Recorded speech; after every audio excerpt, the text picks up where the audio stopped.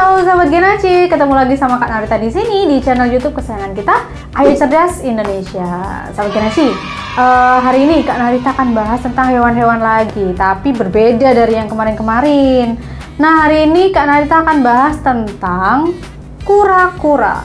Nah, ada apa ya sama kura-kura ya? Kenapa harus dibahas ya? Tapi sebelum itu, buat sahabat Genaci di rumah yang belum subscribe, silahkan klik tombol subscribe di bawah ini dan jangan lupa nyalain loncengnya juga ya. Jadi kalau ada video baru dari Ayo Cerdas Indonesia, sahabat Genaci bisa langsung tonton, like, share, dan komen juga. Hari ini Kak Narita akan bahas kenapa kura-kura selalu membawa rumahnya kemana-mana. Kira-kira sahabat Genaci ada yang tahu nggak? Kenapa sih kura-kura kok selalu bawa rumahnya? Kenapa nggak kayak kita gitu ya, taruh aja rumahnya, terus kita keluar gitu ya, jalan-jalan.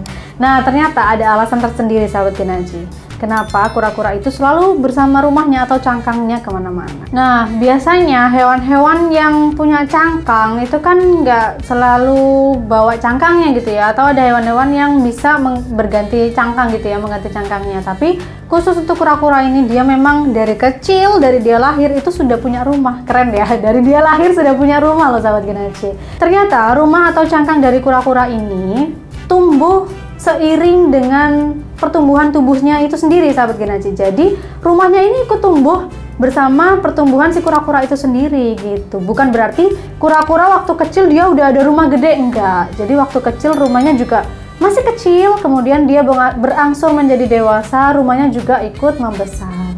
Kenapa ya? Kenapa? Nah, ternyata si rumah kura-kura itu sendiri itu memiliki bagian yang sangat penting dari tubuh kura-kura. Rumah kura-kura itu atau tempurung kura-kura itu berisi organ-organ tubuh dari kura-kura itu sendiri sahabat Genaci. Oh, ternyata gitu ya. Iya, sama kayak kita di dalam rumah ada banyak barang berharga kita gitu ya. Ada barang-barang kita yang penting di dalam rumah. Sama, kura-kura juga gitu. Cuman bedanya di dalam rumah kura-kura atau di dalam tempurung kura-kura itu terdapat organ-organ tubuh seperti ginjal, paru-paru, kemudian jantung dan lain sebagainya. Jadi organ dalam tubuh kura-kura itu melekat di dalam tempurungnya sahabat Genaci. Jadi mereka tumbuh juga di dalam situ, mereka menggerakkan saraf-saraf juga dari dalam situ. Nah, kalau dibanding dengan manusia, manusia kan memiliki tulang rusuk ya untuk melindungi organ-organ tubuh yang lainnya. Sama kura-kura juga, rumahnya berfungsi untuk melindungi organ tubuh yang lainnya seperti tulang rusuk pada manusia. Bahkan selain menjadi tulang rusuk, tempurung kura-kura ini juga menjadi tulang belakang dan tulang dada bagi kura-kura itu sendiri. Keren ya. Jadi satu tempurung ini berfungsi sangat banyak sekali, bahkan melebihi fungsi tulang rusuk dari manusia itu sendiri.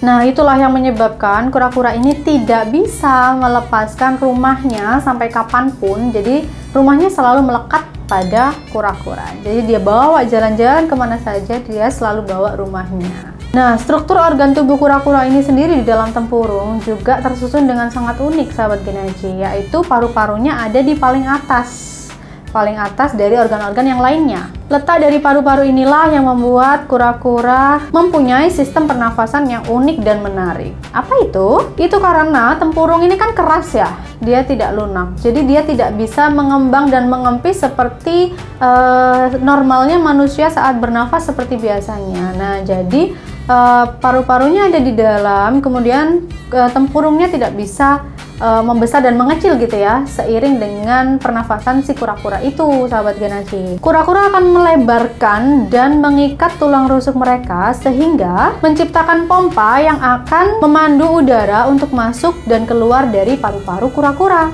Nah, karena tempurung mereka yang tidak lunak ini, jadi kura-kura mengandalkan lembaran otot yang ada di dalam tempurungnya untuk memompa oksigen melalui mulutnya. Nah, selain dengan menggunakan mulut, uniknya lagi kura-kura bisa bernafas dengan apa coba kira-kira sahabat Genaci?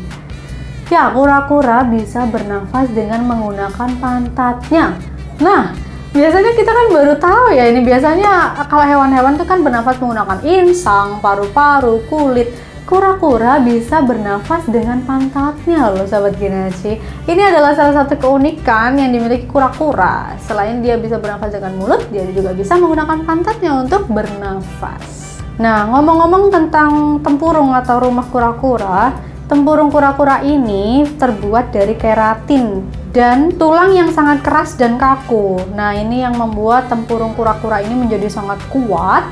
Bahkan dilempar batu pun dia tidak akan pecah gitu ya sahabat Genazi.